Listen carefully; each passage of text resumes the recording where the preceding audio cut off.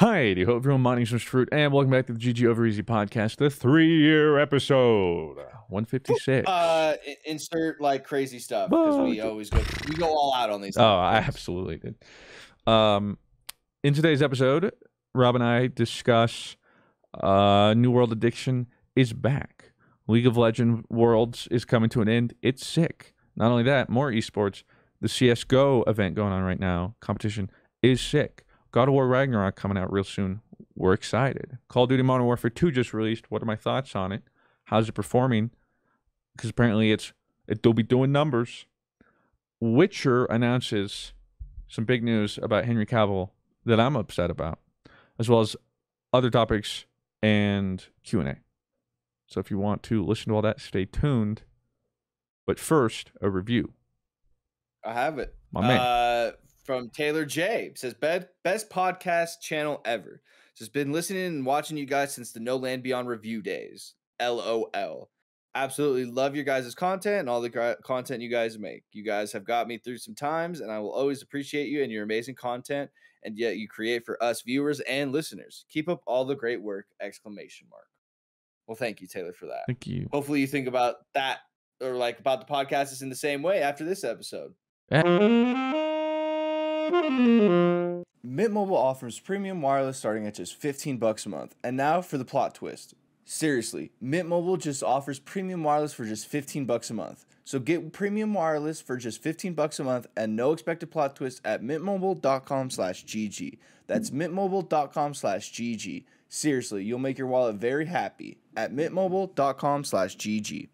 If you haven't started your holiday shopping, what are you doing? You're getting way too far behind. The one thing that'll go bad between now and December are the crowds at the mall. 12 children screaming, 11 minutes to find parking, 10 Karens carrying, the list goes on. Right now, you can shop early, skip the stress, and snag some of the best deals of the season, something everyone will love. Premium auto products from Raycon. Right now, go to buyraycon.com/GG and use the code EARLYBF to get 20% off site-wide. That's 20% off any Raycon product, which almost never happens. Or save even bigger and get 30% off Raycon's exclusive holiday bundles. That's code EARLYBF at buyraycon.com/GG for 20% off your Raycon purchase. buyraycon.com/GG.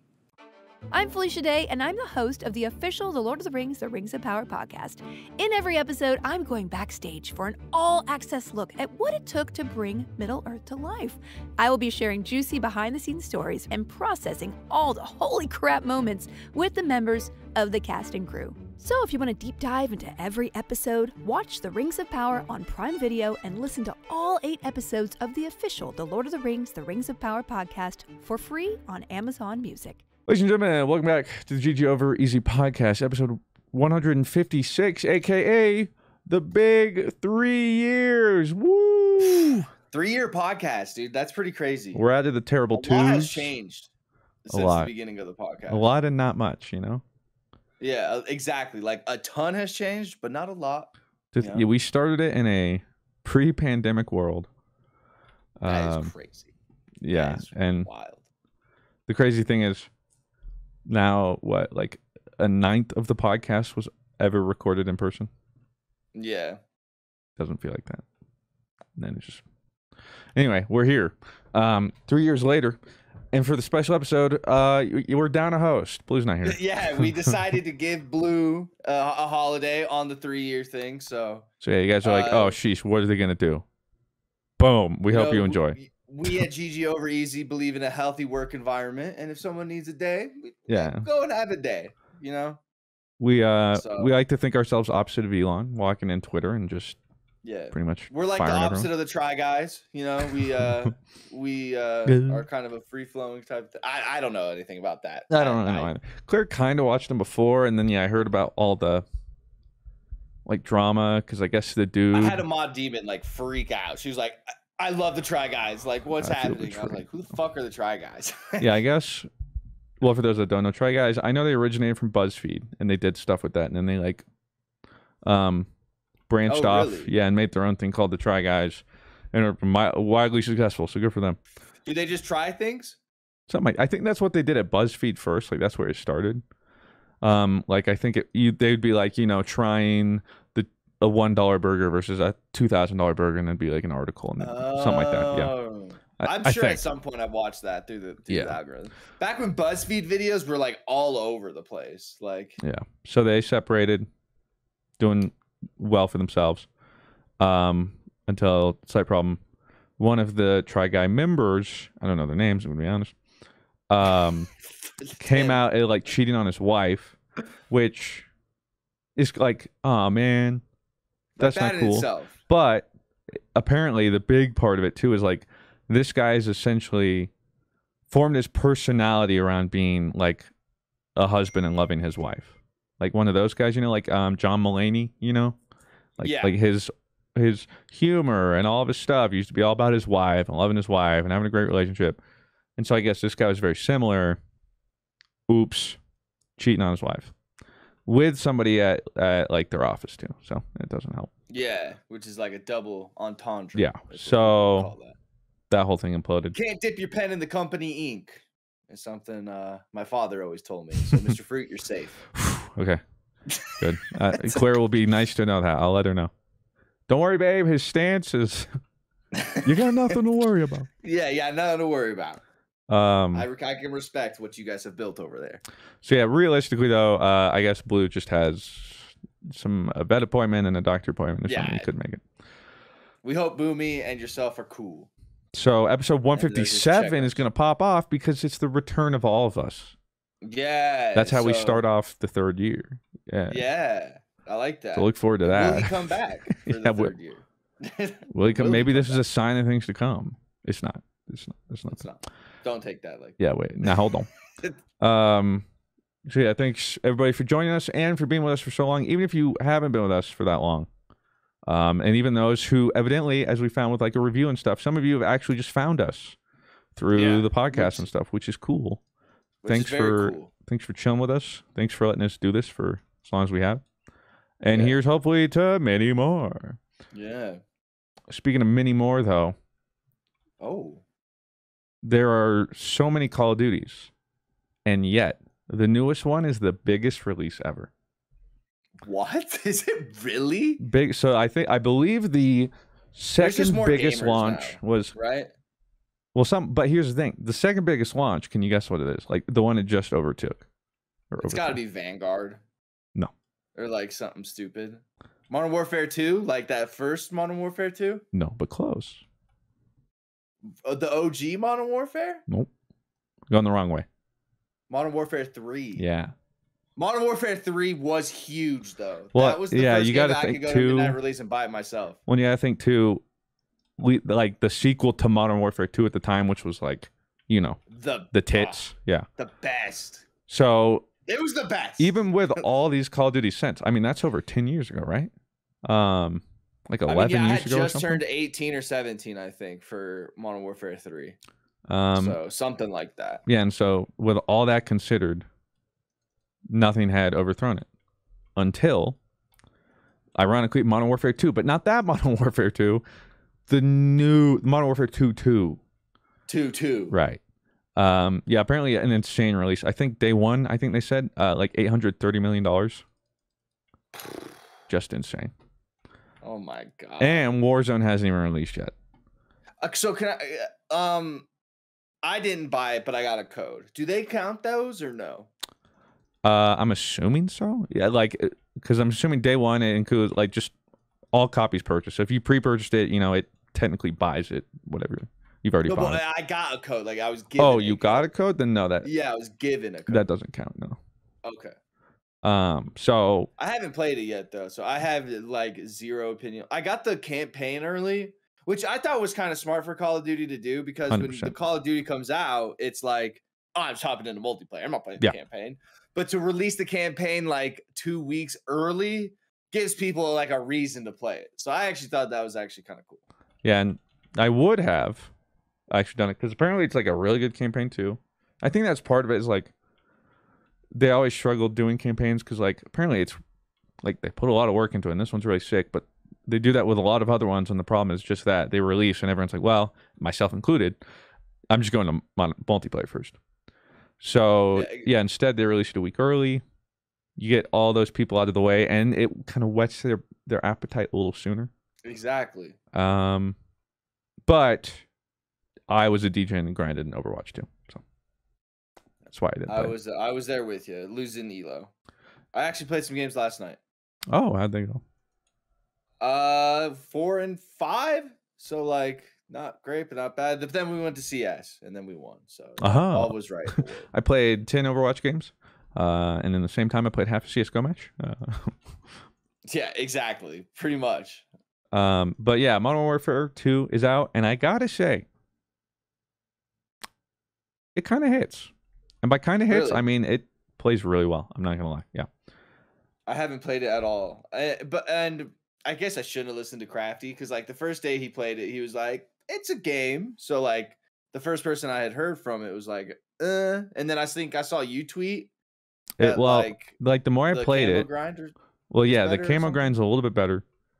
Well, okay, it's not a little bit better; it's way better. The challenges are way less punishing. They're still like a little annoying, but nowhere near what I had to do for the first Modern Warfare 2019. Mm-hmm. But that's been my favorite COD since that released, and I actually like the gameplay / gunplay more. It feels a little more fast paced because Modern Warfare 2019 was like the first Call of Duty to kind of rein back the what usually is just like arcadey, run and gun. Mm-hmm. And so, some people would say they went a little too far and it got a little campy.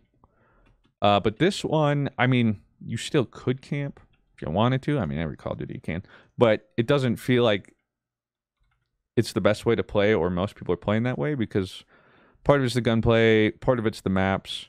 They have more maps than released before, which granted, Modern Warfare 2019 was set a real low bar. I think it released like 6v6 maps, whatever back then. I can't remember. So at least there's a little more diversity. However, I will say, kudos to them. They have already made me name my least favorite Call of Duty map. So good for can them. I guess? Yeah, you probably know it. It's Cars World, Yeah. right?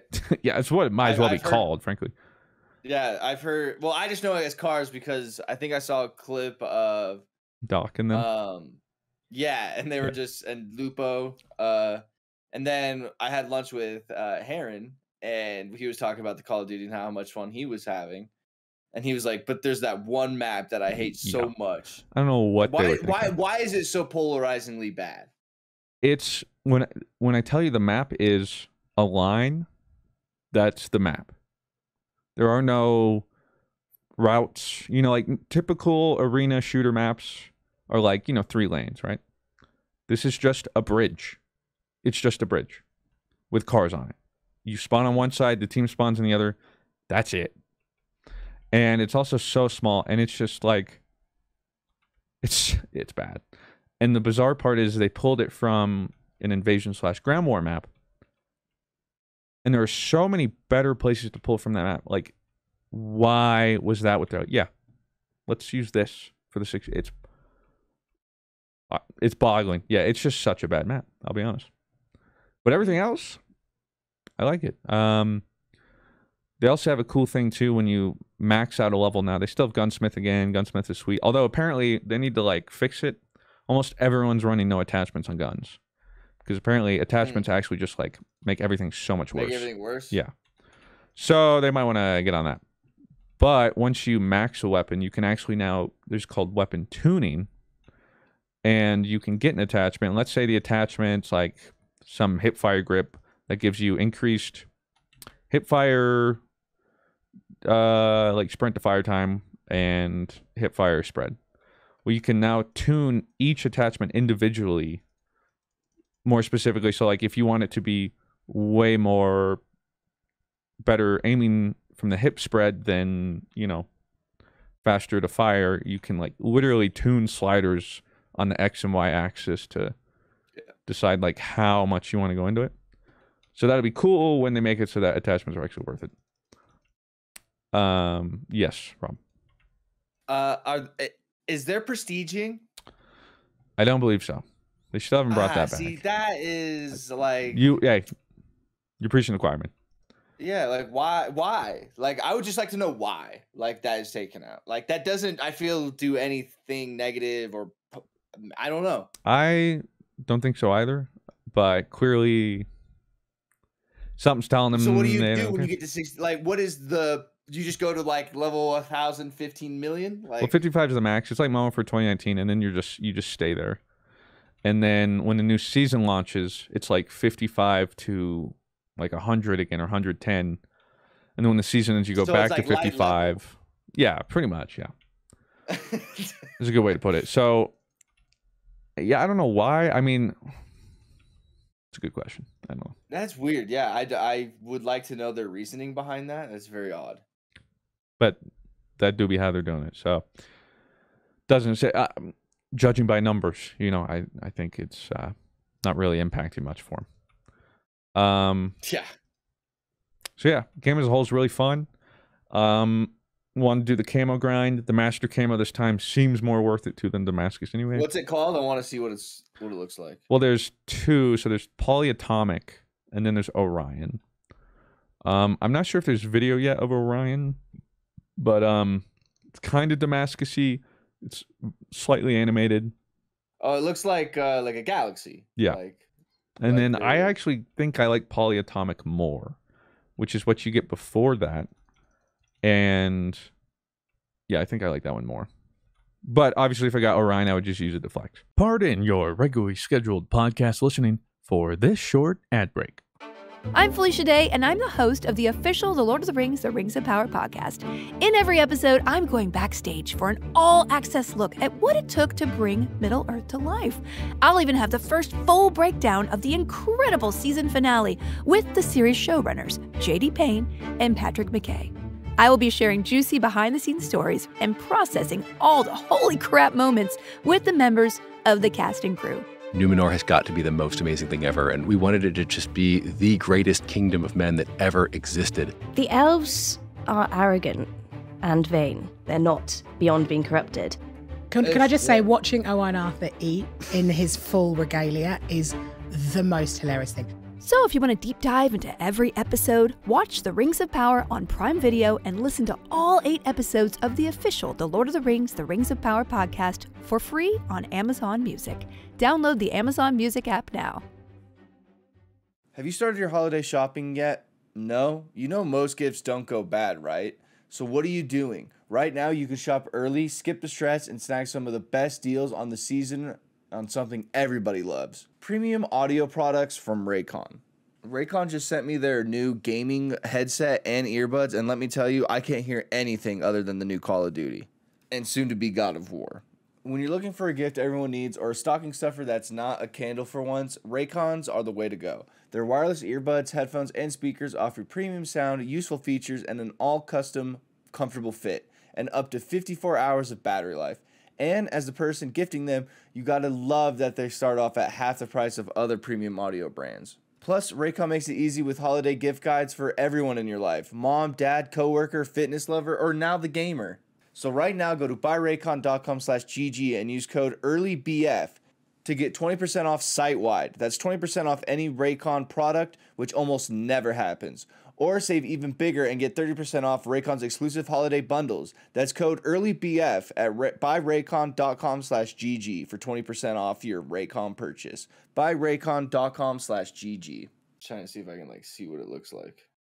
It's Oh, I see it. Okay, it looks like almost like Doctor Strange when they're in the Yeah. mirror universe. yeah, pretty much. I would say I like Orion more, but that's because I'm a hype beast. you know? True. Well, and the thing too is when I'm using it, it might look cooler. It's just like initial, like wow factor. I feel like Polyatomic has a little more. But yeah, so enjoying it. I'd be grinding it more, but it came out at a terrible time. Came out right after Overwatch 2, which is why I was grinding Thursday night before it released because I was like, I gotta hit Diamond before, and we did. Let's ride. GZ. Thank you very much. I'm back. Because everyone's like, oh, you're like heart stuck silver, gold, dude. I'm like, bruh, it's because we all got placed silver. I'm not actually like everybody and their mom got placed bronze silver. Yeah, now I'm like, see, I'm at least back diamond. All right, like and it's DPS, which I actually never played either. So I had to like start hitting my shots. Hey, you want to climb your tank, bro? I'll play DPS with you. Take me with you. Take me me with you. home.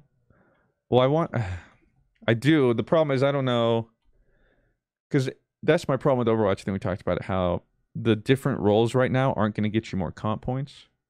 So I only have like 3 weeks left. So rather than grinding that to get back to the exact same spot for the same amount of points, I think I want to wait until next season where maybe they'll, like, for instance, buff Junker Queen, because I would like to use her. I think she's my favorite tank. It's just she's dog water. Unfortunate.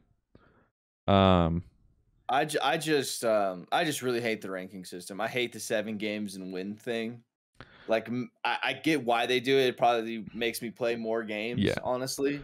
Because then you don't exactly know. So then you, like, huff the copium and you're like, well, maybe. And so you're like, well, okay, I'll just stop when I get the next couple wins. I hope we don't see that spill into other things. And I think we will. But it keeps me playing it. So, yeah, so good to work. I mean, that's the same thing. Like, people are like, I hate skill-based matchmaking. Yeah, well, majority of people now play the game longer because of it. So, like, you might hate it, but at the end of the day, it's working as intended. So, which, yes, Modern Warfare 2 still has, you know, pretty aggressive, but, you know, whatever. At this point, I'm on the boat of, like, what, I keep it in, more people play it. It's better for the average Joe. And, yeah, I've just accepted it. Like, the days of pub stomping are just gone. Let's be honest. So, it is what it is. So yeah, that's Modern Warfare 2. Speaking of... I'm glad you're liking it. I need to play it. Yeah, you can. And then we'll see Warzone 2 releases in, like, a week and a half or something. Have you played Search? Like... Well, see, I'm just not a Search guy. Yeah, you are. You've never been I know people are. But yeah, like, it's just I like domination though too. So you're more of a domination. Yeah, I play these kind of I play arcade shooters, so I can hold W, kill, die, come back, hold W. I respect that. So Search is just like the opposite of what I'm trying to do. Like, so in arcade games when there's like one life modes, it's just not really my thing. It's different if it's like, you know, if I were to play CSGO or Valorant, because that's the game, that's the point of the game, so I know what I'm getting myself into. Yeah, I totally get it. But yeah, so I know some people like it, and I don't know, maybe if I, like, you know, we had like a group and we were do it, I think that's the only way I would really ever queue Search. But I know some people like live and die by Search, like nothing else in the game matters. Yeah. But speaking of Law of the Land, as I mentioned before, Law of Surprise is The Witcher and Henry Cavill are parting ways. In season 4, Liam Hemsworth will replace Henry Cavill as Geralt. And this is not a meme. Because when they said it in my chat when I was playing Modern Warfare 2, I was like, "What is this, like some new copy pasta?" Like, did you really? Yeah, I was like, "What is this? Like, what are you guys talking about?" That's how you found out? Yeah, like I didn't even believe him until I got off, and I'm like, "Oh my god, that is so funny." Yeah, I'm like, "What is this copy pasta, guys? Like, where'd this come from?" What is this? And I just didn't believe him. They're like, "It's happening." I'm like, "Yeah, whatever, dude." And then yeah, official Witcher account was like, in season 4 we'll be replacing it. I'll be honest, dude, the show's like as good as dead to me now. Really? Yeah. I really like the show. But I also really like the show because Henry Cavill. He carried it for me. He's why I got, even though I like Witcher, like, he's what sold me on it. His dedication to the character, his interest. And then for it to come out that he's like, nah, I'm out, deuces. And everyone's like, oh, it's because you got a Superman rollback. Did Henry say like, hey, I'm out, like, I'm leaving, or was it more No, it was way more, you know, like PR talk. Like, he made an Instagram post like, I'm passing the torch on to Liam and this character in this great world, blah, blah, blah, blah. And everyone's like, oh, because also big news, you know, Henry Cavill will be coming back for Superman. Pog. And everyone's like, oh, but it's because he's doing Superman. Soul for a soul. Yeah. And it's even come out. What would you rather have? I don't know. You get him as the Witcher, you get him as Superman. I think I would have kept him as the Witcher. Really? Because I also get more content out of it. You know, like a movie's cool, but it's like 2 hours. A TV show could go for season. I think they have what, like 7 seasons planned? That's a lot of Henry Cavill's Geralt. But yeah, everyone's like, oh, it's because he's Superman and this is what DC does and he just wants the paycheck. And it's coming out that no, the problem is the differences with him and the show writers who like aren't sticking true and are changing too many things. And he's the one that's like petitioned for them to stick to things and do things. So far as like there's literally episodes and stuff where he's changed scenes or included them or included lines to stay like, he's like, this is really important in the book and we should do this. And apparently it also came out there was people in the project, writers and stuff, who mentioned that executives and writers on the show openly mock like the Witcher books and universe. So it's just like, I'm sure there are so many people lining up on the source material. Yeah, there are so many people lining up that are so passionate that would do such a good job. So like, it's all just nepotism for sure. I mean, that's the industry. And so yeah, it just seems like it got to a point where like, Henry's like, this sucks, man. Like, I'm done. What does nepotism mean? I use it used a lot, and at this point I'm too afraid to ask what it means. It's like when using family and connections to get positions that otherwise you might not be qualified for. I see. Yeah. So like me being Rabbi V was nepotism because I just knew you. No, I mean you still work for, but yeah, it would be like if no, I totally get what you said. Yeah, but like Trump's kids, like I don't. Yeah, it would be like, I mean, this obviously not how it works, but like let's say I'm passing the Mr. Fruit mantle, which obviously in content creation that doesn't work. But stick with me. Like imagine it's a company. Yes. And instead of giving it to like you, let's say, because you've been with me and it makes sense and yes, you've known it and you've worked hard for it and it makes sense. Instead, I give it to like my son who's not even really old enough and has no idea what's going on, but he's my son, and so I give it to him. I gotta carry his ass now too. Yeah, you're like, well, here we go. Yeah, that's essentially it. But okay. Yeah, just such upsetting news. Yeah, that sucks. Because I know like you really stand. And like now is it like they don't look, I mean they look, they're hunky, all right? They're hunks. But like am I just supposed to see Geralt, right? And now Geralt. He just looks different. Like, you know, like and like acting wise, I don't know. Like we'll see. I feel for Liam because the poor guy's getting eviscerated and this isn't his fault. Right? Like none of this is Liam's fault. I'm surprised he even took the role, dude, they must have paid him up the ass. They either paid him or it might have been like going to people like, hey, who, and most people are like, no shot, dude. Like what? And I think just like Netflix failed to see how much like the show is Henry. I think they like underplayed that. I do. And so, I mean, we'll see. Season 3 will still be, it's already filmed. It's coming out next year. It'll still be Henry. But we'll see. And then also knowing season 4 is just going to completely swamp. And so it's just like, I don't know, man. How much are they changing especially the thing? Where season 3 left us. Like, you know, like. Well, and yeah, so I don't know. Like, I'll do it. But like the glaring issues I have with the show, I could always just scoot past because I'm like, well, I got Henry Cavill as Geralt and he's sick. So now, I mean, I'm being facetious, you know, hyperbolic. Is it actually dead to me? No, I'll still watch season 3, see what I think. I'll give season 4 a shot. But like my promise, or like not my promise, but you know, my hopes and like expectations and thinking where it could go. Is there anybody you rather have over Liam? Not really. That's not named, you know, Henry Cavill? I'm just not, like, again, he was the pillar for me, and changing any main actor somebody else is blasphemy. Yeah, like, it's just going to completely take me out. Some people, now, there is, like, I guess, one role that people pointed out that, like, I saw it and I'm like, okay, maybe. Zac Efron. No, it's Mads Mikkelsen. And they're also like saying maybe you like do a kind of time skip, and then just kind of say like, yeah, he's a little older. I was gonna say Mads is kind of not super giant and buff though, right? Like, I mean, just fill the suit. You know what I'm saying? He wouldn't be doing shirtless bathtub scenes. All right, let's be honest. Because that's the thing is like I think Liam can get there. I think he'll get like size wise. Oh, but, for sure. Absolutely. He's a Hemsworth, damn it. Yeah, but yeah, I mean, I feel for the guy.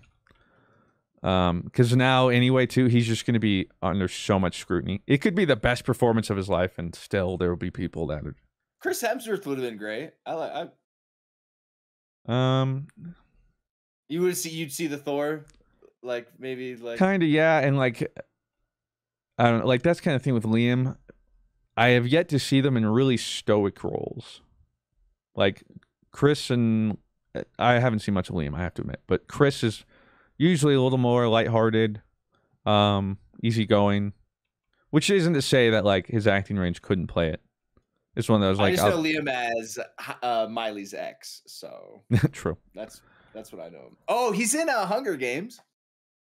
He was, yeah. Yeah, he was. remember He was a Hunger Games? yeah. He was stoic in that. He was pretty. Yeah, but was it his character or his range? Oh, he was in Independence Day. I didn't see the new Independence Day. Though, did you? I haven't. Seems like a good Mr. Fruit movie theater movie though. I bet it's loud and has flashes and stuff. Yeah, maybe I'll try it. And again, like none of my problem here comes with the Liam casting. It could be anyone again. It's the fact that Henry's getting replaced. And again, everyone trying to hate on Henry. He said it from the start. Like he's like, I don't care what else I'm doing. Like I would do all 7 seasons or whatever. If we can make a good show, tell the story, and do justice to the universe. So he left because he said the writing's just shit. He didn't say that, but it's kind of coming out that that's the case, and also what everyone kind of inferred because of his prior statements and stuff. And he's like talked about, I believe, before like the troubles and like, yeah, the like how they butt heads. So interesting. It sucks. I'm sad. That's all there really is to it. Yeah, that does suck. But I'm not sad about next week's release, God of War Ragnarok. I can't believe it's next week. I know. I was like, man, it feels... But then I realized, wait, that was 2018. That is crazy. It's been almost 4 years. It does not... It's time to plug this bad boy back in. Getting long, and that's true. I gotta... Just have it unplugged next to me. It's a nice paperweight. Yeah, pretty much. Yeah, I gotta bust mine out. I'm super hyped, I'll be honest. But yeah, I can't wait. It's gonna be awesome. And what I played it maybe like a year ago. Cause like I think it dropped like I played it again when like the teaser came out. True. So for you it's more fresh, yeah. Like yeah, way more fresh. I'm gonna watch fresh. like a synopsis just so I can remember it all. But even better too, like to tantalize us. I think it's sitting. I don't know. Do you want to check for me? I think it's sitting near a perfect score right now. IGN. I think I saw a perfect score from IGN. I think like Rotten Tomatoes, it's 9.5 or above, like 95 or something. I don't want to see any of this. I just scrolled down. No to spoilers. Yeah. Yeah. 10 masterpiece. Like that's what I've been hearing from most places. So like. Are you gonna stream or YouTube playthrough? Yes. I think I'm gonna stream it and then also turn those into. But like, I'm also worried though streaming it that there's gonna be boners coming in. 100%, dude. Like I might just not look at chat, Yeah. But I gotta. I'm gonna be grinding it for sure. Well, see, problem is I gotta juggle with this New World, so I think I'm gonna like start streams for a couple hours. And then do New World, and then just like alternate for a couple days, because I don't know what playtime's running, but it's probably close to the original, which is like 30ish. Well, again, it depends on if it's similar to the first one too. It depends on did you just do the main story quest, or like for me, you looking for the puzzles? Yeah, for me, I did like every open world thing as I went, so it took 30ish hours. But yeah, man, I'm just so excited. It was such a good game. And then to hear, too, that, like, everyone playing and reviewing it, high expectations coming in. So the fact that it still hit for them. Like, not even hitting those expectations, like, surpassing their expectations. Yeah, they're like, it was even better than we thought. So, yeah, I'm all about it. Yeah. So excited. Super excited. But speaking of New World, your boy's back and addicted again. As I say that, I'm here leveling my tracking and scanning. Min-max. I Hey, thought about doing I'm that old while I grinder. was doing the podcast, but I was like, I'll be in the present. I'll be here for it. hey, I'm here. All right. You are absolutely. And tracking and skinning is very easy. Well, You that's kinda why. just Yeah, walk I'm up to not the thing questing and, or like, anything. Like, I'm in yeah, a spot where questing there's like takes a 6 wolves, and I'm just like killing, Just- skinning, running around. Because that's the one thing is, I'm slacking on my trade skills, this time around. Because chances are, if you're listening to this on Sunday, Mr. Fruit is probably live right now playing New World. Probably Yeah, probably Saturday live playing. evening, probably not, and I'll get to that. Okay. League. That might be the one thing to pull me away. We'll get there though. I'm not going. No, don't get me wrong. I'm not like. Oh, I wish. Yeah, no. I was like, hey, yo. Like, I'm so sad I'm I was not. like, you found but a plug? Like, that's what I figured it was. I figured you found like a plug or something. You pulled the Mr. Fruit card. yeah, I'm sad. I wish, man. I really do. Yes. The first time I went was such a good time. But here's the thing too. Also at this point, like I'd be going alone. It just wouldn't be the same going alone. Rather share it with somebody. Because like last time I went with Corey and it was so sick. And okay, well, we'll get there. Anyway, Yeah. I was gonna go in the whole thing. So yeah, New World. For those that are like, oh my god, Miss Fruit. Oh no, what are you doing? First off, taking it a little bit. You know, I've learned from the past. Okay. So we're not going as hard. With that said, I've already grinded more than I expected the first 2 days, but not as much. Okay. First off. Secondly, it's because fresh start servers were released. There was a new expansion, Brimstone Sands, with like new weapons, new expeditions, new territories, all that stuff a couple of weeks ago. But I was waiting for fresh start servers that released November 2nd, and they're what they sound like, new servers where you can only make new characters. And I especially wanted to do that one because like I logged on to my character a couple months ago. I was like, oh, I'll try and do some things. And it was one of those things where it's like, after 10 months out in a game like this, I logged on and I'm like, Yeah. I don't know. I'm overwhelmed. And so much had changed. So I was looking forward to Fresh Start because they'd also revamped. There's like brand new main story quests and progression. They more than they reduced the XP to go from 1 to 60 from 2.4 million to 1 million. So Jeez. because yeah, I was telling Rob, someone on our server hit level 60, which is max level, in 18 hours.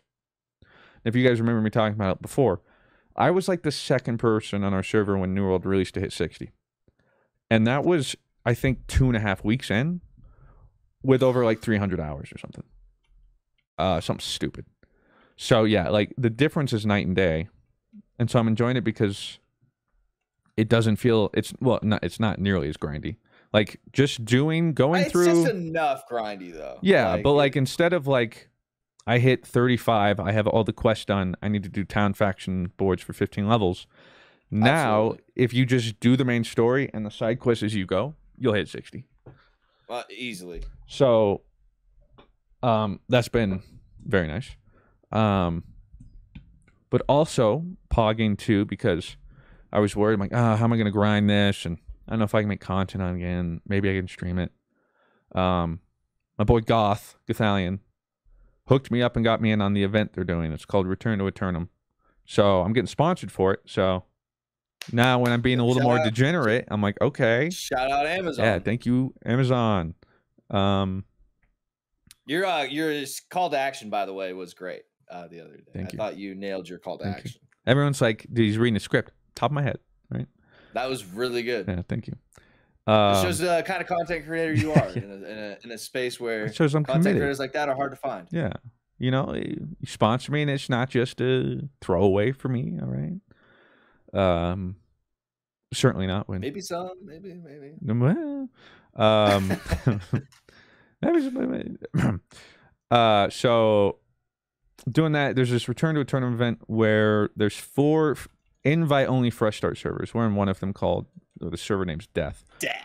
But our team / server's called Team Trees. I know it's still metal, right? And there are 3 other servers with different people, and each server has 3 leaders. So we have Gothalion, Towley, and I think can't remember, Smashly or something. something like And that. then there are a co-captain for each of them. I'm Gathalien's co-captain. Shout out my boy. And the interesting thing is we're all different factions, but it's not faction v faction, it's server v server. So even though we're different factions, the idea is to all work together to beat the other invite-only people during this 2.5-week event, because there are challenges made, and the server-wide have to hit them, and once they do, they unlock special Twitch drops for viewers, and then it unlocks the next set of objectives, and there's 4 different tiers. So we completed tier 1. I think we were the first team to beat tier 1. It was pretty close, though, but now it's a pretty close race, because tier 2, the objectives went from like, oh, we can get it done into a day, until like, oh yeah, it's going to take a couple. And then the next one, I don't even want to think about. That one's probably going to jump. But so it's like a cool little event that gets people involved. They gave me and everyone else, the leaders and co-leaders, invites specifically, so the whole server is just community members, other creators. Still have griefers, go figure. Of course. But it's cool now too, because like yesterday, for instance, I was going to level and instead spent 9 hours fishing, because there is a quest server wide that we need to get these rare fish fillets that you get from like fishing. So I was like, bet, like, say less. It's just not a normal fish, like you have to catch a specific type of... Yeah, and they made it like the hardest fillet too. And at first they said 50,000. And so the leaders on our server were like, hey, we're going to do this. All of us were like, you're trolling, right? Like, because there's always 8 objectives. As long as you get 6 done, you go to the next tier. Right? I thought we were just going to skip that. They're like, nah, we're going to do it. So the whole server was in one spot fishing. That's kind of cool. Yeah, it was fun. But I think that might have been happening while I was questing, maybe. I think so. Like, because it was earlier in the day. And I'm sitting there trying to catch. I'm like, this is impossible. And it's so rare. And we need 50,000. Like, for instance, I fished there during the event for about an hour. Not one. Everyone in my group, not one. And so, turns out... Really? Yeah, turns out, I think it was a typo anyway. It was supposed to be 5,000. Much different than 50,000. Oh, yeah. But it's still a lot. Like, I think we're at 20% right now on the leaderboard. But so I was like, okay, I'm going to play the long game. There's a fishing quest that's pretty involved. But at the end of it, you get a legendary fishing rod and fishing gear that gives you... It's pretty involved. Yeah, but... I think I did it with you. Yeah. Like, it's where you literally run around the map, though. That's what's, like, involving about it. It's not hard. You just have to run to one side of the map to the other side. Well, some of the later ones, it was like, one of them was like, catch 5 fish greater than 30 pounds. Or, yeah. You're like, oh, that's not hard. Took like 2 hours. Because you'd get one, it's like 29 pounds, and you're like, kill me now.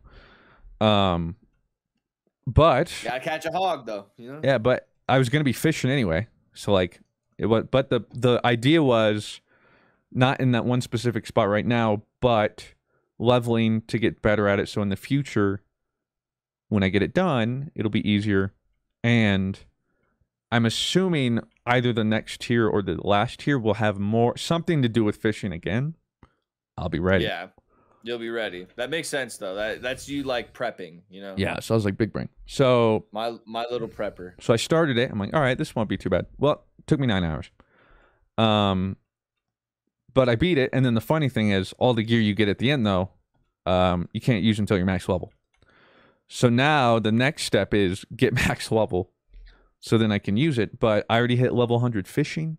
I got the legendary rod. I got all the fishing gear. So that's when I hit 60, if they need a fisherman, I'm here. You're that guy. You're the river monster, dude. You're Jeremy. I forget what his name is, but you are the river monster guy. But what's funny is we all did it in a group. So Claire was doing it. Rhea was doing it. Bryce was doing it. Oh, what? Yeah. And then there were some people from the clan. What level's Claire? 35 right now, I think. Oh, wow. She's like right by me. Yeah, she's out here grinding. Yeah. So yeah, it was fun because we were all pretty much always at the same spot. The hardest part was the last 2 or 3 quests were all in in-game zones, and anything you're trying to run by, any archer would one-shot you. So just trying to get to the spot to like turn in quests and fish, that was that turned out being like the hardest part. That's what the hardest part is, like, of the whole fishing quest. Because it Especially scales, and you're just supposed to do it while you play, and so it's like recommended level. Exactly. So like, oh, I'm back in Brightwood now. So like, let me go to like this spot now because the last time I did fishing was a long time ago. So yeah, but we skipped all that. What level are you? I never got nothing. I'm 44. To put in perspective, I got 5 levels fishing. And that's still pretty good. It is. Like, but that also should tell you how much I fished.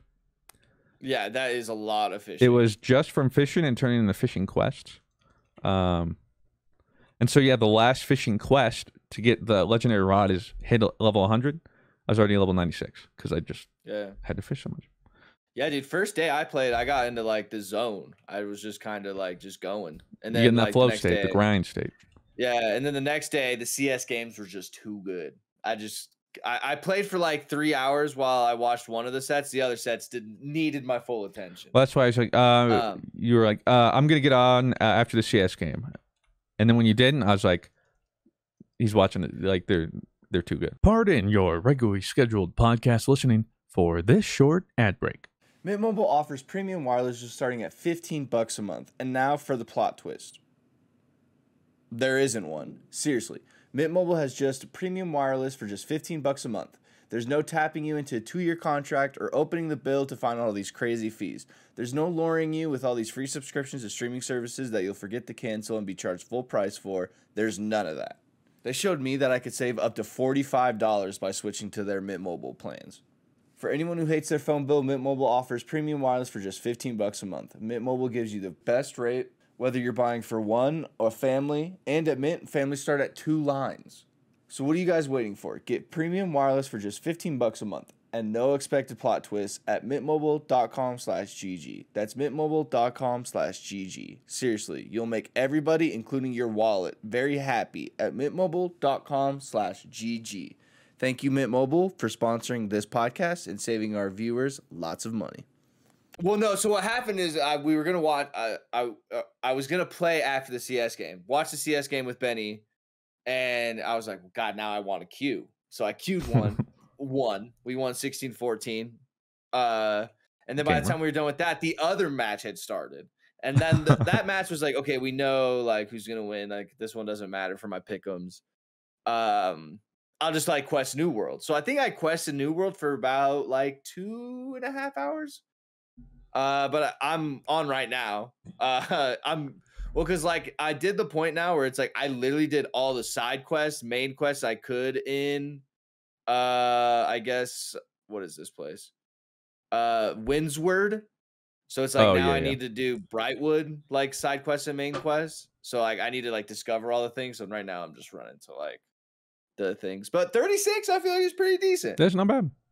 Yeah, it's not bad. I feel like it's pretty average. Well, and that's the thing too, though, is like the crazy thing is that would have been over like a week back when it released. Yeah, like I could attest to like being 36, that was at least 100 hours in last time. Yeah, it's like night and day difference, which is also why I like week 1, I would have been like, I can't finish this fishing quest. Like I got to keep going. But now it's like, I still want to like get up there and do the things, but also part of the fun is completing these team objectives, because I don't think you were there. No, maybe you were. For the PvP one? Yeah. Yeah, of course. Yeah, that was sick. Yeah, so like one of the objectives was revealed because we completed tier 1 and we don't know the next ones until we beat them. So the next tier was revealed, and it was like get 10,000 PvP kills. So the whole server's like, all right, everyone go outside Windsward Fort, we're fighting. And so it was supposed to be naked, but then all the Marauders weren't. And I was like, okay, these tryhards. Like nobody was naked. Yeah, so I was like, whatever, I'll put on my armor too. But yeah, it turned out just like hundreds of people fighting. Like that's the fun thing about this too, is like all these things, and then like the fishing, it's bringing like the server together, and it's like that's why I almost like it more than like, because I think you said previously they had done like faction versus faction. I like that it's server versus server because it's like people coming together to try and complete like an objective. So the whole server feels like which like a whole. It's cool. Which is confusing when you have people who are like griefing. It's like, bro, like you're a part of the event, but like literally Yeah, and like I don't mean I to don't get bring it. Des 2 into this, but like if Des 2 just leaned more into the MMO type stuff, like it would just feel so much cooler. Like because like the MMO feel where like I spawned in and everybody's like grinding to like level up and stuff like that, and people are meeting up to go fish, and people are like, oh, we got to play PvP. Like it's just like really cool to like see that kind of stuff. And I'm waiting until 60, but I haven't even played the new 3v3 arenas yet, which I'm excited about. Apparently they're really fun. But yeah, so grinding that hard. The event's 2.5 weeks, so that's why it also just came at a bad time. That's why, like for now, that's why I need to hit diamond, because this by the time like this will pretty much end by around the time the Overwatch season ends. And actually, I think the day we're talking, they're revealing the next Overwatch hero. Oh, really? Yeah, which.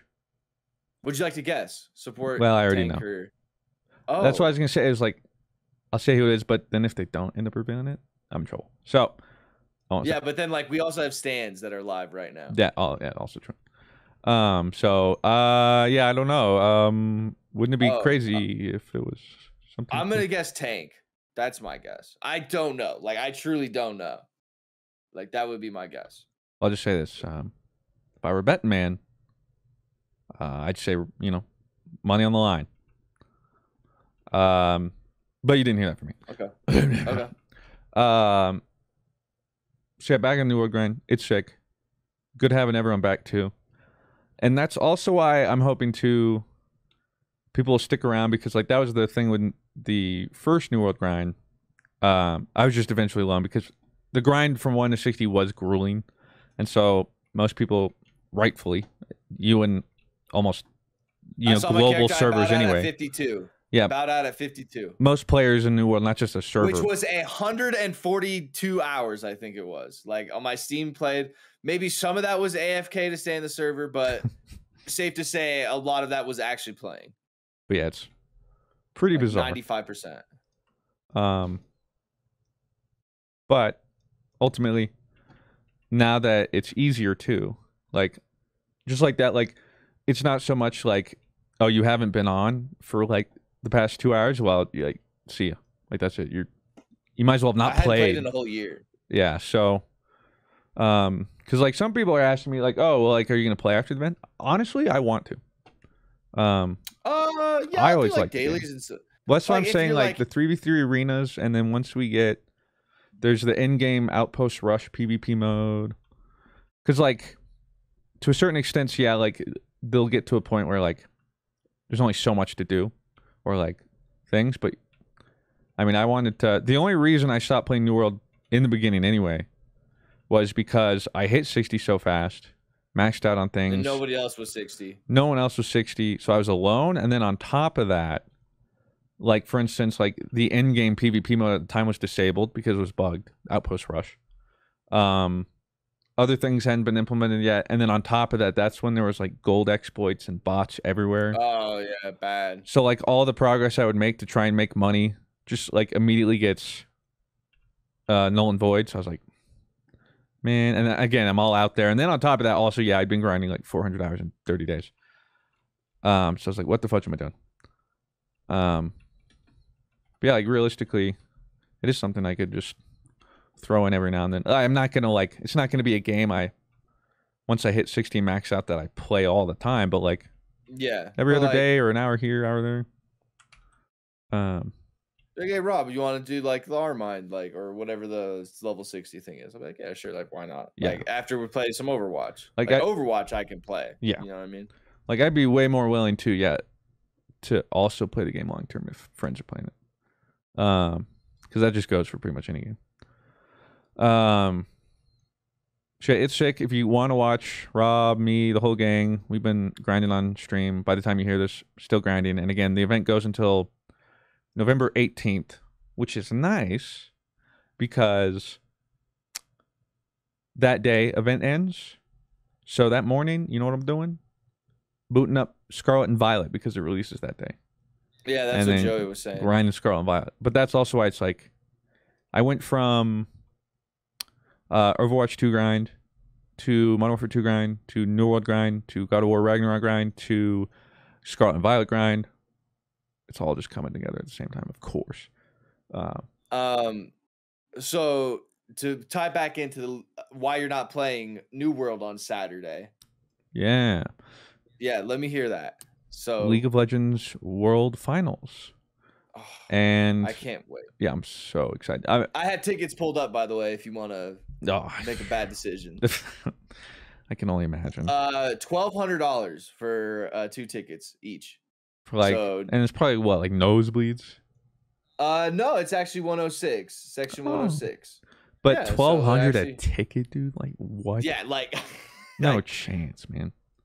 And that's stupid scalpers, man.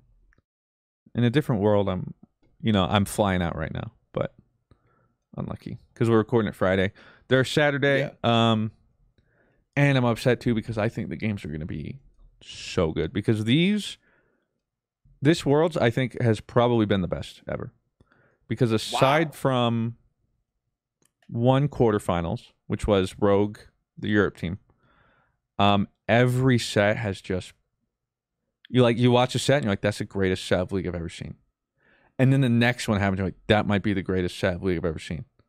That's sick. Yeah, and it just keeps topping each other. Everybody liked that, 100%. So I'm super excited.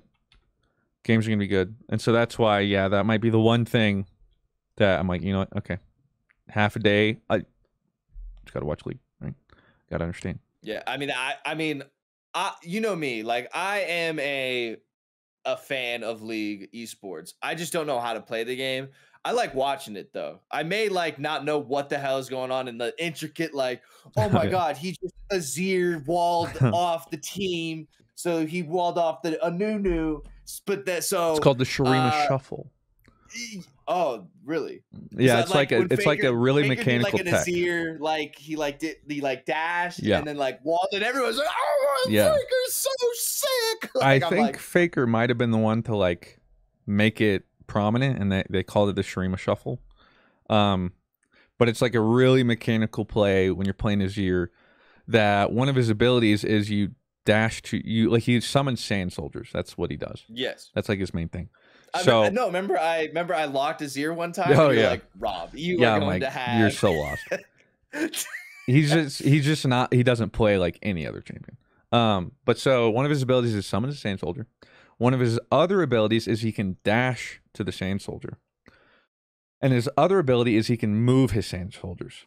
So if you time it right and can perform it correctly, you can spawn a soldier, dash to the soldier, but mid-dash, throw the soldier as far as you can, and your dash extends twice as far as it can go. So it's called the Shurima Shuffle because you gain so much distance before they realize. And then his ult is he summons a wall of sand soldiers that pushes people back, and then they can't get through it. So what you do is you do that combo, you Shurima Shuffle, yeah, and you get to the enemy right in front of them before they realize. You throw your ult backwards, and it'll throw that person back into your team. It's always hype when it happens. Oh. And yeah, like watching it, you're like, oh, like that. But yeah, like, oh, he dashed and put up a wall. But yeah, it's like a whole execution. Everyone's like, oh, like that understands it at like a macro level. Because the other thing too is, the enemy can react sometimes fast enough to flash. So sometimes you have to perform it and execute it quick enough to like actually catch somebody out. Oh. All around, it's sick. And then I don't know. Did we talk about it last week on the podcast? The inhibitor respawned, or I don't know. Oh if we yeah, I talked think about we it. did. But yeah, what a sick play. And then yeah, we didn't get to talk about the semifinal games, right? Yeah, the semifinal game. Oh, same thing, dude. Oh my god, just bangers. Saturday, if you have never watched League, I think you should still watch. Like, I think it's just a cool gaming thing to do. Like, I think it's awesome. And again, I think the games should be good. The series as a whole, cool storylines either way too. It's currently the Cinderella story for DRX. Very anime. Super anime. It's Cinderella story for DRX. They were like practically like 6th seed LCK. No one had them. They barely eked Dead in the water. Yeah, they barely eked in the play-ins, and no one had high hopes. Oh, aren't they like the first team from play-ins to go into Worlds or something like that? So they went from play-ins, got in, pretty much just swept everyone. made it to finals, first play-ins team certainly to ever do that. And the crazy thing too is on each side of the teams are arguably, I think, some of, if not the two oldest still standing league pros in Deft and Faker. Deft is the 80 carry for DRX. And the crazy thing is, it goes back because Deft and Faker played and were grinding because they went to the same high school together. And they were like different classes because it like, you know how like in My Hero there's like class 1A, class 1B. Yeah. That's like actually kind of a thing. In like Really? the Asian they have, schools. Like the actual like smart kids like in one class. They don't label it like, quite like that, but like you can be in the same grade, but you're in a different class. Like I mean, we kind of have that. Kind of, you know but what I mean? Like yeah. I don't think but they we're all ever. juniors. But yeah, we're all juniors. Like yeah, I get what you're saying. But so they were in like the same grade, but like Deft would like goes back to there's like a quote about him being like, yeah, I'm like the #1 player in my class, and at the time he was also like a challenger, I believe, on Korea ladder. But he's like, yeah, but I've heard in the other class there's someone who's also pretty good, and I think he like named the account, which at the time was one of Faker's Smurfs, I believe, like one of his alternate accounts. Because at the time, I think Faker had #1, 2, and 3 on the Korean ladder. Just for fun. Just because he's insane. But so like it goes all the way back to that not only they're the oldest, they went into the league at like the same time. Now they're finally facing off in the finals. Do they play the same position? No, he's 80 carry, Okay. Faker's mid. Okay. But yeah, so where's sick. the team up? So sick. Where's Otherwise, the hashtag team up? if Faker wins, that's his 4th victory. 4th. Yeah. The GOAT. Which also goes to show because the last time he won was when it was in NA. I saw it. Go Faker. I saw it. I was there. And He was like Mr. Fruit. yeah, for sure. It's like thanks for coming out and supporting me in his little speech. But I just want to say, I know he's out there. well, the crazy thing too is he'll be the only player to get 4. There's only one other person with 3, and it's Bangi, who was, I believe, his jungler. But here's the crazy part. Bangi is now the coach of SKT. So he will technically have 4 wins and will be the first player to win as a player and a coach. And a coach. That's cool. That's very anime. So cool stuff. And then not only that, but SKT, a lot of people don't realize this and know this. Or T1, right? Aren't they T1? SKT1, yeah. Technically Samsung Telecom 1 or whatever. People also don't know is I think they have like the youngest team, I think, in Korea, aside from Faker, because 2 or I think 3 of the people on their team were scouted and picked up by SKT1 alone before they were on any teams. They like got them off like the ladders and some games, picked them, just scouted them, and like, yeah, these guys will do it. So it's like all homegrown talent. Like it's not a super team, and here they are. Cool. Yeah, about to act up. So yeah, like also as a viewer for me, it feels like a good finals because either way, I'm happy with whoever wins. Yeah. It feels like last Super Bowl, for instance, not having a favorite team. I was like, either way, it's a cool storyline. If the Bengals get this win or Stafford gets this win, one of those where it's like, yeah, it's not like as a not Patriots fan, Brady versus something. You're just like, please, like, man, not them again. So yeah, all I'm hoping for is just like 5 games, just go the distance, and that's what I think Joey was asking. He's like, "What team do you guys want to win?" And I was like, we're team map 5. Yeah, we're just team solid series. I have a question for you as a fan, because sometimes CS does this. Do you think the grand final should go best of 7? That's a good question. I mean, I wouldn't be down. Or first to 3. I would be down. Like first to 4. I got you. Yeah. I'd be down. I think the problem is there have been some finals, for instance, where it's just a smash 3-0. So the argument would be, okay, well, now we just have to sit through another game of this. But then you have the series where it goes to 5, and you're like, man, I wish this was first to 7, Because because I feel like that's how it's been for the finals. It's either like these games are sick, or it's like 3-stomp roll, and you're like, man, like the semifinals game should have been finals. Like that was way cooler. Let me give you a double kind of thing. So let's say we make it 7 games, but you only play 3 games the first day, 4 games the next day. I'd be down for that. Because also what you would see is the adaptations they make in between the days. Because that's what's cool stuff you see with League. Like, for instance, because like you have group stage, and they split it into 2 weeks. So you have week 1, week 2. So you play half your games week 1 and then half your games week 2, but all in one day week 2. And so what you'll see is the metas are completely shifted week 2 after they've seen what people are using or the teams they're playing. Yeah.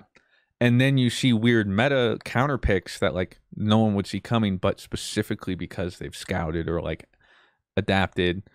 Because like when I went to see the semifinals, or was it the finals? For League last time in 2016 or whatever, they pulled out Miss Fortune support, which has never been played. She wasn't even picked in Worlds, much less support. She's an AD carry. It's not her role. So that got picked. Corey and I are freaking out. We're like, bro, what is this?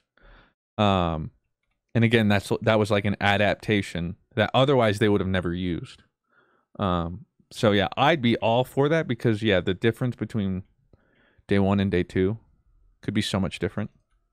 Because that's like, for instance, CLG once, NA team, was 3-0 once, week 1. It was like, oh my God, this is a miracle. And what is happening? Week 2, they go on to lose all 3 games in the tiebreaker to not even make it to group. They had to win one game to make the group stage. But why was that? Is because week 1, they had an early read on the meta and had like this cheese Tristana something lane that ended up just smurfing, and so no one had expected it. Week 2, turns out CLG's a one-trick pony, can't do anything aside from that, and they'd figured them out, so they just got exploited. So yeah, I love it when there's time for teams to do that. Because sometimes CS does that. Most of the time, the major finals best of 3 or like first of 2. Yeah, I think that would be the biggest argument against best of 7 is just the time. Because, like, for instance, when I went to Worlds Finals, I was supposed to see a concert by Zed at the end. I never got to see that concert because the games went on too long and the venue had to be closed. Well, wasn't that during the meta that was like very long, drawn out games? Like each game was always like 45 something minutes, or was that later on that meta happened? I mean, it's been in between. I think they were kind of long games, but that was it. Like, games were, like, every game went to the wire and it went all 5 games. And so, like, I think that's one of the things is they would have to plan for that, and I think that's tough. I think that's kind of why they don't do it. Because, like, in a perfect world, people want to see, and I would like to see it, like, double elimination for Worlds. Winners bracket, losers bracket. Sweet. But that's the problem is, imagine having to play 2 best-of-5s finals. That's, like, where you just... But I also understand like why it's the world stage. You know what I mean? Like you shouldn't have that. Like you can have that for like, I don't know, IEM tournaments or something like that. But when it's like a world tournament, like well, the reason so many people want to see it myself too is just because it's so bad at international tournaments. Like this is pretty much all we get. Once a year is when we actually get to see all the teams come together. Yeah. So we want like if an unlucky thing happens, we'd rather, i.e., like something getting cheese. Like we would rather that team fight or whatever. The Chinese team getting eliminated essentially because like 2 auto. Well, the glitch actually, the bug. That just feels a lot worse. So I'd like to see it, but again, it's one of those things. Is like more games can be tough, and also the argument like. Some of the games are going to be stomps one or the other, so it's just adding extra steps for nothing, and blah, blah, blah. Do they know where Next Worlds is? Like, have they announced that? I don't think. I think they announced it after this Worlds. I'm not sure. But no, I don't think it's been announced. And, like, I don't know, Claire and I could go to, like, for once, a couple years ago or something, it was in, like, Paris. And that would be cool. She and I get to go to Paris. Yeah. But the other problem, like, even if it's like, oh, it's in Korea, we could go and I'd be sitting there and I wouldn't know what's going on. I wouldn't have any, because I don't speak The Korean. comms, like Yeah. the that stadium would be in Korean. So, like, it would. It just wouldn't be the same. It'd still be cool, like the atmosphere and like obviously knowing the game, I would know like, oh, Yeah. but everything Well, else would because be lost. there's the thing like that for CS, because the next major is in Paris, but because it's held in France, the like the comms are required to be in France and in French. Yeah. And like at the Rio major right now, Portuguese is like what the comms are in, I believe. Yeah, and so it would just make it a little bit different, but all around, Well, I'm glad. excited about it. I'm glad the League Worlds is working out and They've been living up. awesome to to watch, because these CS games have been sick too. Well, They're having some sick games. I haven't seen too much, but I do remember seeing a clip from like day one or day two, because apparently they did like play-ins on the stage, and from what I was This reading, is the first time yeah, they've ever done that. they First normally time they've don't ever done do. that. It's like cubicles or whatever, right? Yeah, normally like when it's like Challenger and Legend stage, you're like at a hotel and it's just you guys like in the room. They've never like League, like when you do like the group play-ins and all that kind of stuff. There's like you're not in necessarily a stadium or a arena, but you're in like a Right. It's usually smaller know. scale. Well, like yeah, like on Worlds, theater. yeah, they were still there, but yeah, it was like essentially like a theater. Like a theater. Yeah. So this is the first time in anything that they've had that. So what were you saying? You saw a clip? Yeah, of the crowd just going crazy because it was it's being held in Brazil, right? Correct. And it was like a Brazilian team in the play-ins. And Brazilian fans are Yes. crazy. So yeah, it's like game one of play-ins, and you got the vuvuzelas and the crowd just like losing it. And Well, think of it this way. So like imagine like Double Lift, Bjergsen, I don't know, and all the other like the League of Legends, NA Legends make like a final run, okay? right, and in that NA, would be like in NA, like so that's basically what you're getting with this team called Imperial, and that's probably the clip you saw was Imperial playing. yeah, and I was like, this is sick. Yeah, and it's been like honestly one of the coolest. It's almost like a soccer game, but it's like CS. But it's been really cool. I'm almost in the camp. Just have a major in Rio every year. Just have like a big Rio event every year, because this is super sick. The sad thing is though, the Imperial team that is all the Brazilians, and it's kind of like their last dance, is kind of what they're calling it. 0-3. They got bounced Damn. right out. I did see one match I which- told you, yeah, where they were playing. I guess you said the Vietnamese? No, Thailand. What The IHC. They are Mongolian, I Mongolian. believe. Yeah, and they were getting washed, and just 180. You could hear a guy like cough in the crowd. Yeah, like it's going so bad. Well, because there's 3 Brazilian rosters. There's Furia, 00 Nation, and Imperial. And then you can kind of count 9Z, but they have like 1 Brazilian, but they have like a Chilean or an Uruguayan, but they're like South American. So there's like 4 South American teams. 2 of them went 0-3. 9Z went 2-3. And Furia was the only one to come out of the groups. Is Because Furia basically still what they in do it? is like, what was that? Is Furia still in it? Yeah, so they Oh. went 3-1. So basically what this is like basically in CS there's like a challenger stage where all the teams that didn't qualify as good as the other teams did have to kind of play that out. So they do a Swiss game where they do best of ones. So you do best of ones until you have either a 2-1 record or a 1-2 record, 0-2, 2-0. Once you get to a clinching game, you play best of 3s. So teams so there's 1, 2, 3, 4, 5, 6, 7, 8. So there's 16 teams, 8 qualify, 8 leave. And they have been some of the craziest like things. Like Cloud9, one of like Russia's like best like players, like it's basically like Russia. They're really good. They started off 0-2, losing to one of Greyhound. Losing to a team called Greyhound. They went 0-3. They were like everybody's 0-3 pick, because in CS you could do a thing called pick'ems, where in the game at CS:GO you can like choose who's gonna win, who you think is gonna win, and if you get a certain amount of things, you get like an upgrade on your coin. So basically, you can like show in game, and like say you get it all right all the way up to the finals, you can get a thing called a diamond coin, and that's like a rare kind of thing sometimes. What's the best coin you've ever gotten? Gold, because every time like it gets to the diamond coin, where it's like I can get the diamond coin here. And this is what's cool about this major is that there's always like a super odds-on favorite to win it, and then there's like everybody else. So the past 2 majors, it was like Na'Vi is gonna win it, and then Na'Vi won it, and then FaZe is gonna win it, and FaZe won it. Each of those times, I could have picked FaZe or Na'Vi, but I chose the other person to win it, going for like the rarer coin. You know, it was either makes like sense. Have the for sure diamond coin that everybody else is gonna have, or you know, get the diamond coin that nobody has. But then you don't get a diamond coin at all. So. Yeah, so I don't get a diamond coin at all, and then I look like an idiot. Nice gold coin, dude.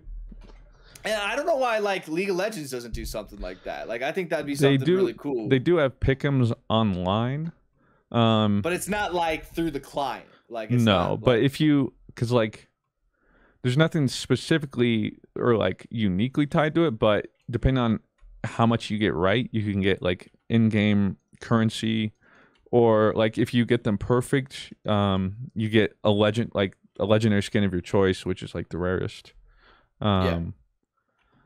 So there, like those are there, but yeah, it's not the same of like an actual thing to show exactly. And with DRX winning, there are no longer any perfect pick'ems. So yeah.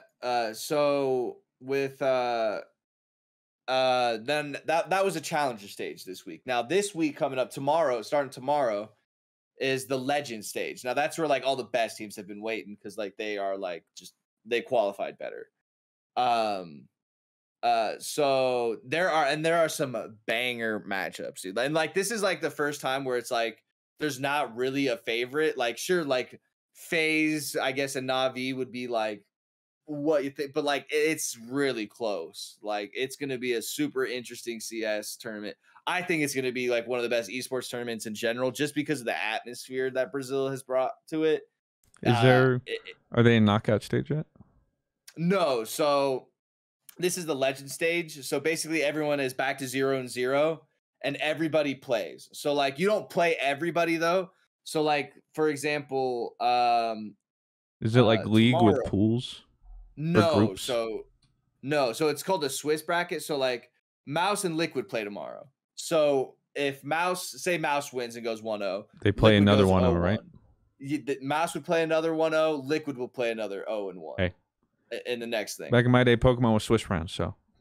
Oh, okay. So yeah. I know all about Swiss and resistances and. Yeah, so like if you're the number 1 in the Swiss round, you go against whoever is the lowest 1-0 in the thing. Mm-hmm. So it all like differs on matchups. So then when you get to like 2-0, you play a best of 3 with another 2-0 team. That makes sense. I like that. And then yeah, I like it too. And then so like say like you're FaZe, you're the number 1 team going into the legend stage, but you qualify as 3-2, the last 3-2 team to qualify at the 2-2 matchup. The knockout stage, you'll go in as the like 5 or 6 seed because you qualified poorly. So you'll be going against like the 1 or 2 team that were like 3. Yeah, so make sure like the strongest teams still get placed accordingly. Yeah. So there are banger matchups, dude. It's going to be so sick. I'm going to be watching that practically all day until like I'm going to be playing New World. I'm going to have the CSGO matches on my left side monitor here. And then I'm literally watching Worlds and then back to probably CS. Like it's going to be a grind. But if you have any interest, like if you don't know anything about CS, it's basically just search and destroy for Omega rounds. Think Valorant. It's exactly like that. But the atmosphere is crazy.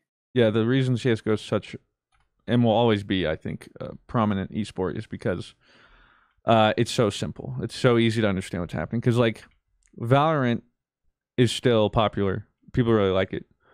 But if you were to show 2 people who've never played the games, they would understand CSGO quicker than Valorant, because Valorant has the added addition of special hero abilities and there's a dog chasing you around the corner, right? Instead of just like a flash. Whereas CSGO, it's always They all buy from the same utility. The only difference is if you're CT or T side, your weapon can change. Like you'll have AKs on one side and M4s, whatever, on the other side. But it's super simple, and that's why Valorant also, I mean, they took from it because it plays well and it's a good esport compared to other FPSs because it's slow paced. So like you almost never miss something happening because compared to like watching Call of Duty Pro League where it's just all over the place. And then like one match is domination. One game it's search and destroy next. One game it's team deathmatch next. And this one it's always the same thing. It's just always like diffuse. Yeah, it's what the game map is technically called. That's why I think that, and even Valorant, to some degree, I think are just it's a timeless genre kind of. And like that's kind of what you said about MOBAs. Like it's a simple concept of like going into the base and stuff, but like same with CS, like it's a very simple idea, like just plant the bomb.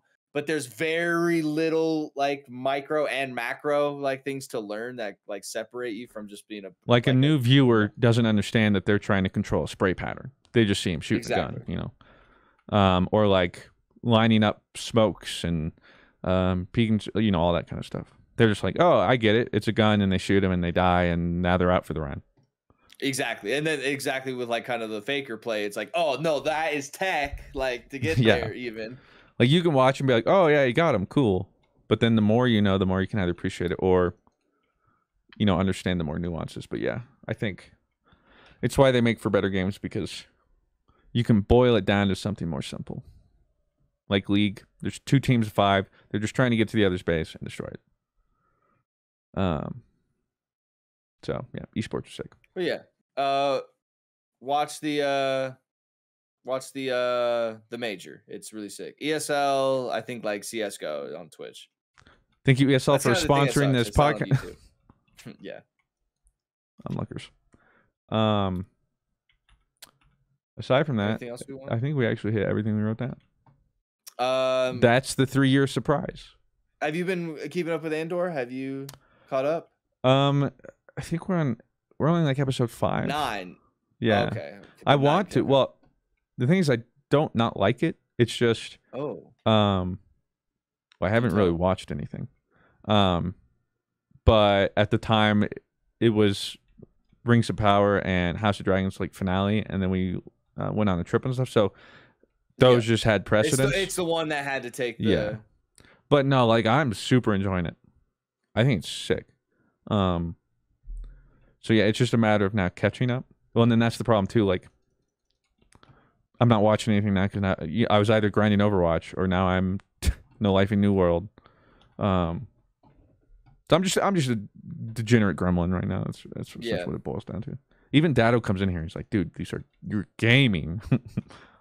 Oh, he did? Yeah. Although he said, he's like, I'm too busy right now and I can't No Life this. But when League MMO comes out, we will be No Life in that together. I'm like, yes, sir. Oh, yeah. He's like in 2037 when it comes out, but yeah, like we'll be there with our grandkids. Dad, Grandpa. Ugh. I am super excited for kids, that. Man. That's a topic for another day. All right, let me pull up some questions here. Appreciate the stands who write in every week. We have a lot of Q&As to catch up on. Let me find the. Oh, by the way, Mr. Fruit, I forgot to give you your dab of respect for playing PT finally. Good for you. Thank you. I did do it. And hopefully people watching it realize why I didn't want to do it. People didn't see it years ago. I can't remember what GCX it was. It must have been like 2016. It was like 2016 or 2017, I think. Yeah, where could be in 2015. Like who knows? There's a charity incentive. Well, it technically wasn't, but I remember like we hit all the goals. So like, oh god, we need stretch goals. And so chat was just like, do one for like for plays PT. I'm like, yeah, sure, whatever. Wasn't really thinking about it. Yeah, and then of course we hit it, and then it's a reality. And I'm like, oh my god, because I don't do scary games well. At all. Hate it. It's literally like an irrational fear. I don't know. It's like a phobia. I don't know how to tell it. Like I don't know why. I don't know where it came from, but I don't do well with video or scary games. Hey, I don't do well with heights. So yeah, it's just like there's no rhyme or reason to it, really. Well, that's literally like me agreeing to like, oh yeah, like I'll walk on the edge of a cliff with no safety harness on, like after, yeah, sure. I'll do like that in the moment, hype, and your friends they're like, yeah, Rob, it'll be cool. You're like, yeah. Yeah, I'll do that, sure, guys, sure. And then the incentives are over, and you're sitting there alone. You're like, fuck that, dude. No fucking way I would push it off 6 years like you did. Yeah, so I kept pushing it off. And literally in the video, like be at the point of tears, like stress, your heart rate, like, oh, yeah. Dude, like what people don't realize, I literally had. It's not like, oh, I was literally having a panic attack. And I'm glad I called it because I think it would have gotten worse. And I think like I literally would have at the very least passed out. I will say this. It reminded me of the Hot Ones video, if you know what I mean. True. And not in a good way. But yeah, the difference though is like the reason they happened are completely different, you know? Totally different. But like I felt like it was getting to the same 100%. Yeah. Like, yeah. Oh, it was scary. Like it was terrible. So if you know, people joked like years to come, like teachers will use this in their medical classes for like signs of panic attacks or like you want to see what an irrational fear looks like. Here's a man that walks through a hallway 3 times, nothing happens, and he almost dies. IRL. That essentially sums up the video for you. And you know, I do have to also appreciate everyone though that like I figured a lot of people would just like make fun of me, but most people were like they understood that even though you know like I didn't do much whatever, it was still brave to do that because essentially what I was doing is somebody's like, hey, here's this irrational fear you have. You're probably gonna have a panic attack. You have super high anxiety about doing it anyway. Now go do it. And that's what it was. Because like I essentially knew that was gonna happen. That's why it was so tough to. That's like I put myself in your shoes. I was like, what would I have to do like that would do that to me? I was like on the edge of a cliff, like or something like that, with no like safety harness on. Some people's is just different. Like it's crazy. Like I would. That's why I was like mad respect. So yeah, I did it.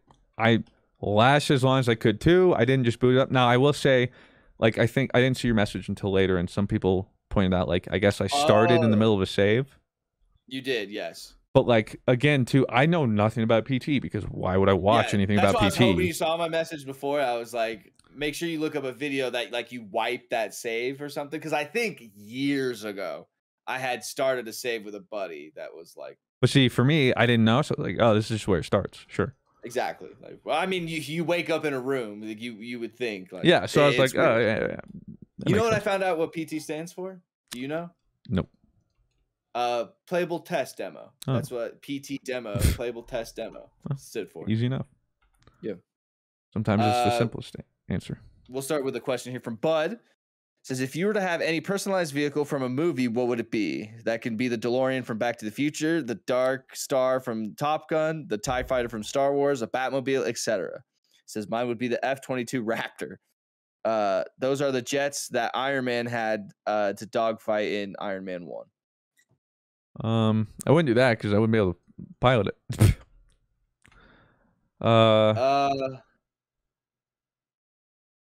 That's a good question. Yeah, I don't really like. I can't think of many. So off the top of my head, it's it's like normie, but I'd say like Batmobile.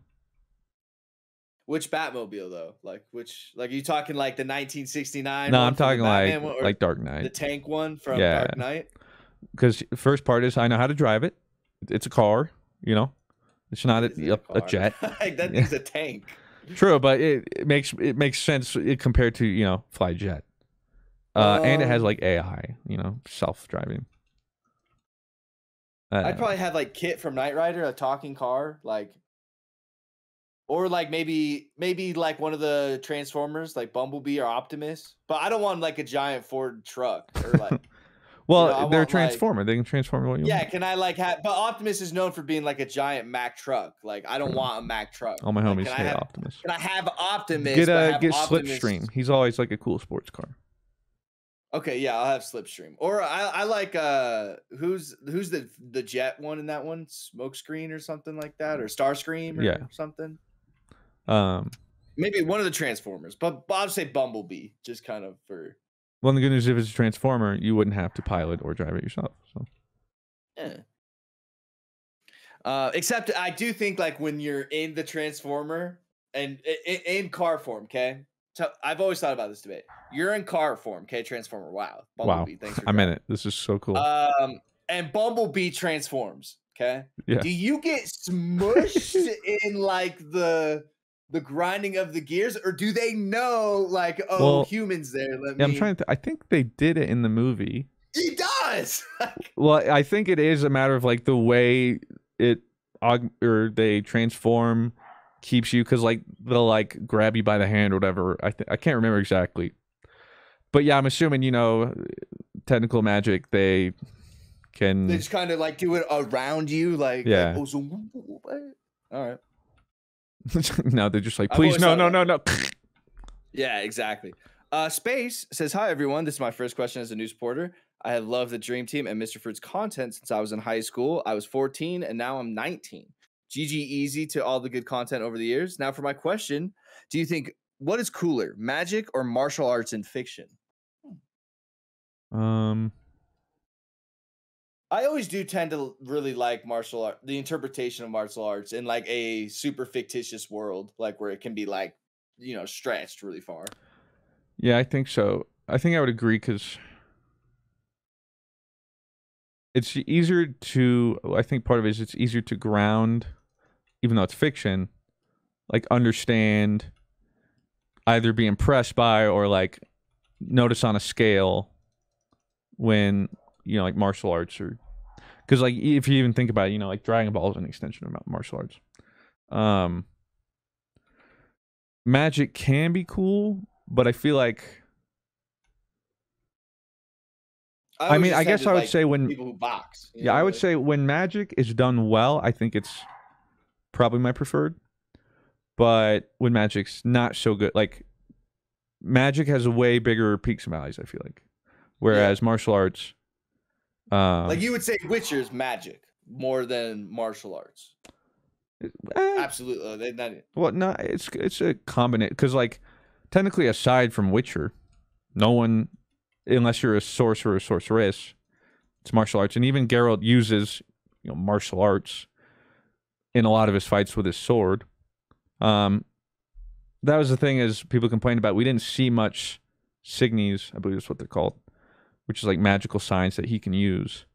So there's like that is an interesting one, because like I think that's a nice combination of like both worlds.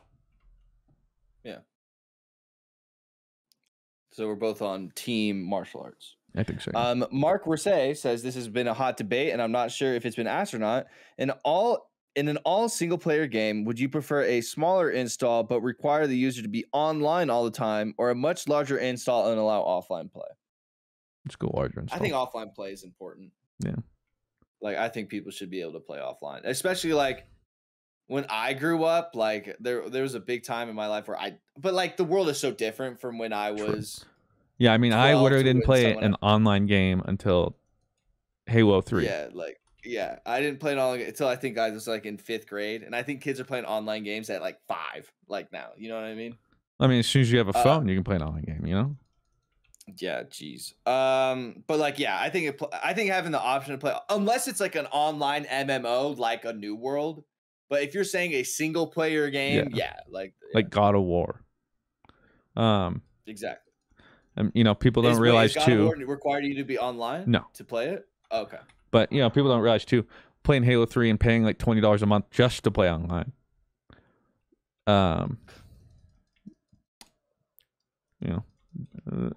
Back in the day. We have Finreal Time Lost says, hi guys, love the podcast content as always. As a question, if your pets were an Overwatch character, which one would they be?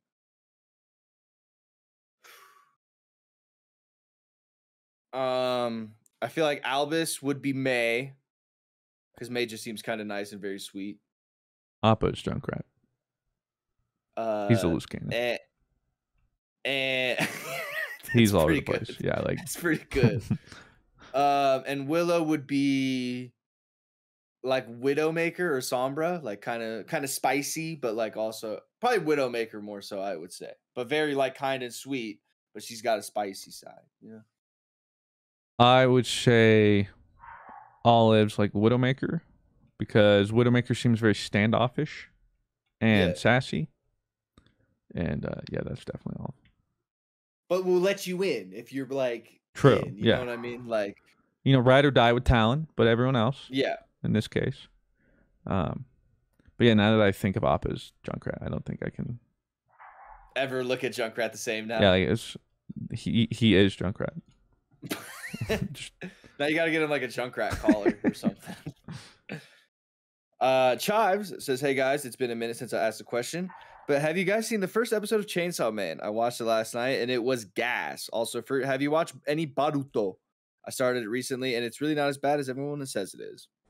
Baruto, I was kind of watching. It's as bad as people say. I'll be honest. Yeah. Well, I know Blues kind of likes it though, right? Well, the caveat is I hear it gets good later on, which is probably fair. But I'm somewhere in like episode 30 or 40, and it's pretty rough. And Baruto is Naruto's son, correct? There's like a few episodes I've seen in the first like 30 or 40. I'm like, oh, that was cool. But most of them. Does it suffer from the problem? It's like the end of Naruto is like so strong and crazy. And then the start of Baruto, it's like everything is reset to zero, kind of. No, it's just like these episodes are like slice of life almost. But like nothing. I don't know where we're going. Naruto gets a library card. That's probably an episode, honestly. And so like people say like around like 80, 90, or 100, it starts to get really good. Fair, but I would have felt I just couldn't. Like I'll get there eventually, but even I was watching it like, no, I like this and I like the Naruto universe, and yeah, I'll watch. And then it gets to the point where I'm like, brother. I have not watched Chainsaw Man yet, but Sydney and I do plan on watching it. I do plan on watching it again, but one of those things where I haven't watched much. Through the cracks. Yeah, and I've too many things. We'll have this last question here from Milo. It says Pokemon had pinball, MOBA, and on-rail shooter spin-offs. What would Pokemon spin-off would you be hyped for? For me, it would be a roguelike with a structure of Monster Train.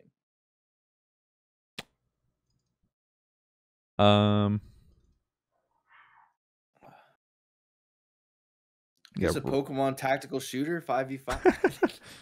Well, there's that one game coming out, the like Pokemon with guns thing. What? Yeah, you have to like look it up. It looks just bizarre, but yeah, it's like straight up like you have an AK, but it's supposed to like kind of look like Pokemon. But yeah, you go around like literally just like shooting them creatures, and yeah, it's wild. Interesting. I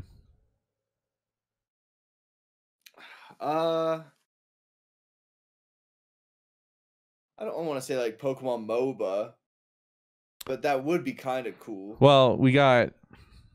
Well, no, Unite, not MOBA. I mean like MMO. I mean MMO. Oh, yeah. Like MMO would be cool. An MMO more along the lines of League would be cool. Unite's okay, but it's just not really. See, I was thinking like every faction would be a type. So like you would start like there'd be like a fairy world, and then there'd be like a dragon world or something like that. Yeah, no, MMO would be sick. They never will. But yeah, that'll never happen ever. But if it does, we're popping off. Yeah, we'll be 87, and we'll just be like. Unironically, I think like an Overwatch game, but instead the heroes are certain Pokemon. I feel like you have enough interesting Pokemon to pull from that. You could do some cool stuff with that. That'd be kind of cool. Hero like shooter. A 5v5. Yeah, that'd be kind of cool. Yeah, I could get down on that. But I hope you guys got down on this 3-year episode of the podcast. Boy, did I! Appreciate you guys all listening and hanging out. Missed you, Blue. We will see you guys all next week with all kinds of fun stuff to talk about, hopefully. We will catch you guys next episode in 157. Peace out. Deuces.